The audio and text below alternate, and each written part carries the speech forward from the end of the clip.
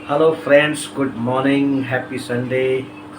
और साथ ही साथ विश्व की समस्त मातृशक्तियों को मेरा सादर नमन। दोस्तों, आज मातृ दिवस है।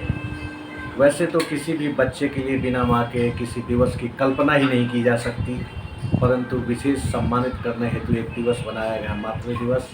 और इसलिए सब लोगों को मातृ दिवस की हार्दिक बधाई और शुभकामनाएं। दोस्तों, हम ज्ञान की बातें करते हैं, हम किसी एजुकेशन की बातें करते हैं, हम किसी विद्या की बातें करते हैं, तो आप जानते हैं कि हमारे शास्त्रों में विद्या को भी परदेश में, विदेश में माता की ही संज्ञा दी जाती है। विद्या का स्थान हर तरह का होता है। कभी समय पर पिता का काम करता है, कभी माँ का स्थान ले लेता है, कभी बहुत अच्छे मित्र की उपाधि हासिल कर लेता है। समय समय पर विद्या के माध्यम से हम बहुत चीज़ें पाते हैं, बहुत रास्ते पाते हैं। और विद्या किसी प्रकार की हो सकती है, जैसे हम आज बात करने जा रहे हैं फैब्रिक से रिलेटेड विद्या या ज्ञान की। तो दोस्तों, आज विशेष उपलक्ष्य है और मैं एक विशेष 2 संक्षिप्ताक्षर लेके आ रहा हूँ जो गारमेंट इंडस्ट्री में प्रयोग में लाए जाते हैं, और उनके बारे में थोड़ा डिटेल में जानेंगे कि क्या है। तो सबसे पहले आपने सुना होगा एक नाम फीफो, FIFO, फीफो। क्या है ये फीफो? दोस्तों, फीफो का पूरा डिटेल्ड अर्थ होता है फर्स्ट इन फर्स्ट आउट। इससे आप समझ गए होंगे कि कोई भी कंसाइनमेंट हमारे पास आती है तो जो पहले आता है उसका ट्रीटमेंट, उसकी प्रोसेसिंग, उसकी जांच, उसका प्रोसीडिंग पहले किया जाना चाहिए। जो अगले दिन को आता है उसका उसके बाद किया जाना चाहिए। जनरली इसी प्रोसेस को फीफो कहते हैं, और इससे बहुत सारी समस्याओं से हम बच जाते हैं, बहुत सारे डिलेज से बच जाते हैं। और इसलिए फीफो का प्रयोग हर जगह, न कि सिर्फ गारमेंट इंडस्ट्री में, हर जगह फीफो का प्रयोग होना अनिवार्य है। इससे बहुत सारी सुविधाएं मिलती है।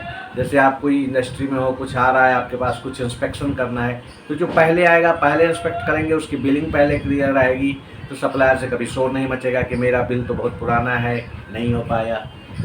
पहले आएगा, पहले चेक होगा, पहले कटेगा, पहले शिपमेंट जाएगी। ऐसे बहुत सारी चीज़ें जो फीफो से कनेक्टेड है। तो ये हो गया फीफो। दूसरा एक बहुत ही गहन संक्षिप्ताक्षर आता है जिसको बोलते हैं PDCA। ये क्या है?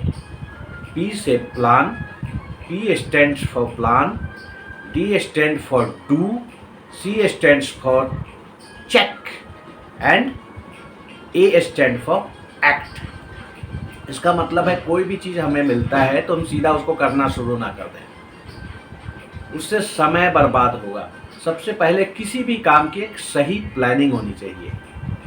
फिर सेकंड ऑप्शन आता है, उस प्लानिंग पे हमको करके देखना चाहिए। जैसे हमने प्लान बनाया कि सपोज फैब्रिक की बात करते हैं, हमने एक कंसाइनमेंट, नए तरह का फैब्रिक आया, हमने प्लान बनाया कि पहले इसको हम 100% सेट करेंगे, तो उसके बाद हम डिफेक्ट की ऑडिटिंग करेंगे।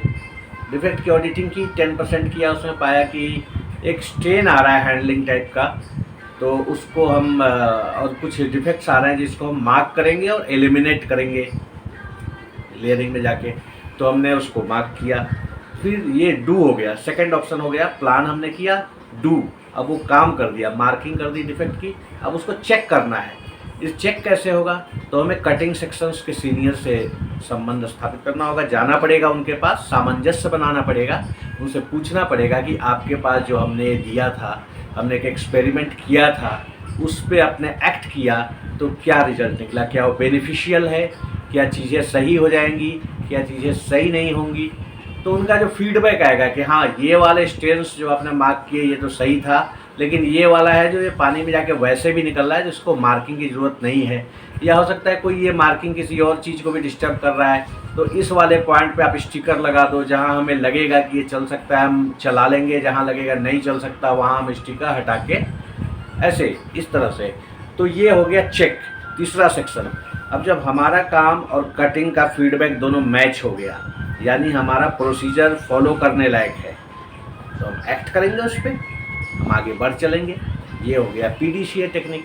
तो ऐसे बहुत बहुत संक्षिप्ताक्षर हैं इस फील्ड में, जिनके बारे में हम बीच बीच में चर्चा करेंगे। इसके साथ ही चर्चा करेंगे कपड़ों के विभिन्न प्रकार के बारे में, कभी हम बात करेंगे कॉटन वायल क्या होता है, उसके कितने वेरिएंट होते हैं, कितने काउंट कंस्ट्रक्शन में आता है। फिर आएगा जो मेजर क्वालिटीज़ है, पॉपलिन क्या होता है, पॉपलिन के कितने काउंट कंस्ट्रक्शन होते हैं, उनके कितने वेरिएंट्स होते हैं। फिर हम आएंगे सीटिंग किसको कहते हैं, इसके कितने प्रकार होते हैं, किस तरह के काम में यूज लाया जाता है। जॉर्जेट किसे कहते हैं, उसके बाद वायल किसे कहते हैं, उसके बाद टेपेस्ट्री किसे कहते हैं, उसके बाद ट्विल किसे कहते हैं, उसके बाद कैनवस किसके कहते हैं, किसका यूज कहाँ होता है। तो इसका बहुत ही विस्तार है, ऐसा नहीं है कि ये सीमित क्षेत्र है, बहुत बड़ा विस्तार क्षेत्र है इसका। तो एक एक कड़ी में हम सबके बारे में चर्चा करेंगे। तो चलिए आज का सेशन यही समाप्त करते हैं। आज मातृ दिवस की फिर से पुनः सबको हार्दिक बधाई। साथ रहिए, आनंदित रहिए, घर परिवार के साथ फुल एंजॉय कीजिए। ठीक है, ओके, बाय बाय।